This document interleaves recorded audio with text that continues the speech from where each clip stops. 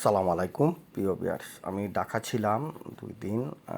ঢাকা থেকে রওনা দিয়ে শুক্র আলহামদুলিল্লাহ সুস্থভাবে সুন্দরভাবে আমি শ্রীমঙ্গলের উদ্দেশ্যে রওনা দিয়েছিলাম। শ্রীমঙ্গল চলে আসছি। আপনারা দেখতেছেন এই বাগানটা হলো আমাদের শ্রীমঙ্গল রশিদপুর চা বাগান, যেটা লসনা চা বাগান বলা হয়। লসনা রশিদপুর চা বাগানের ভিডিওটা আমি করেছি।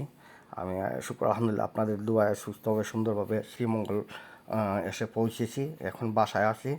আর এই ভিডিওটা হয়তো আমি যখন বিকেলে গাড়ি ড্রাইভ করে আসতেছিলাম এই সময় ভিডিওটা করা চা বাগানের ভিতরে দিয়ে। এটা রশিদপুর চা বাগানের ভিতর। যেহেতু আপনারা দেখতেছেন এটা আমি লসনা থেকে যখন বাইরের ভিতরে আসতেছি তখন।